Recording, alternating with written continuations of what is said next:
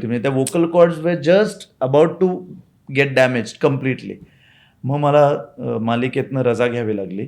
शेवटचे 3 महिने बहुतेक होते त्या मालिकेचे, 3-4 महिने. मग मला रजा घेऊन मग मी प्रॉपर सर्जरी केली बॉम्बे हॉस्पिटलमध्ये.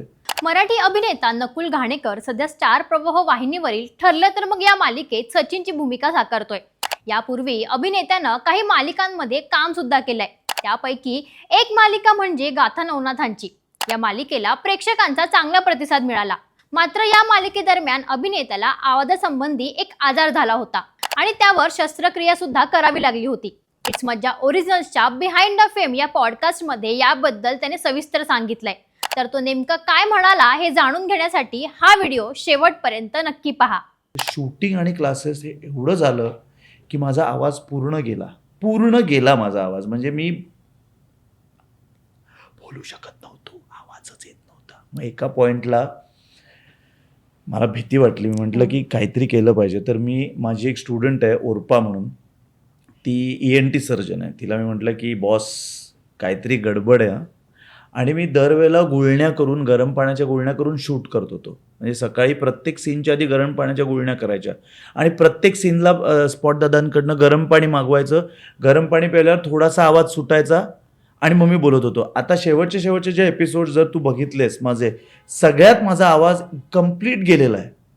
कम्प्लीट ओबडधोबड असं खरखर असा विचित्र आवाज आहे माझा. कारण तेव्हा माझी वाट लागली होती, म्हणजे त्या vocal cords they just about to get damage completely.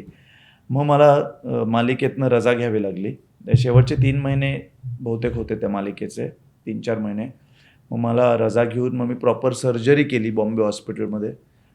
Doctor नुपूर नगरकर यांनी माझी सर्जरी केली. आणि मग 1 महिना पूर्ण रेस्ट होतं. गळ्याला काही बोलणं काही नाही.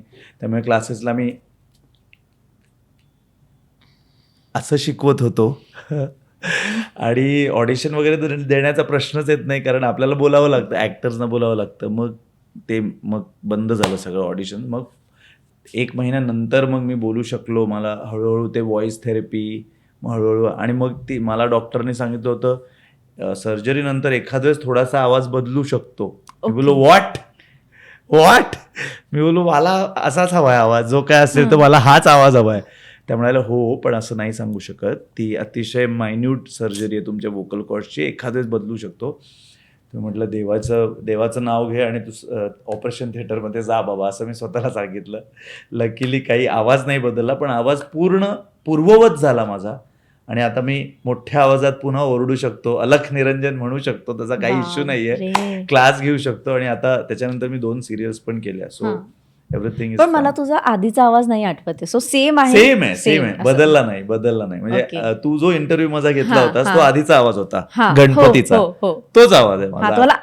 आता आवाज असा नाहीच आठवत, बरोबर आहे, पण काहीच बदललं नाही. प्रॉपर व्हॉइस थेरपी वगैरे केली मी आणि माझा vocal cords and everything were normal. तर तुम्हाला नकुल घाणेकर याची कोणती भूमिका सर्वात जास्त आवडते हे आम्हाला कमेंट करून नक्कीच सांगा. आणि अशाच व्हिडिओसाठी इट्स मज्जा क्लिप्सला नक्की सबस्क्राईब करा.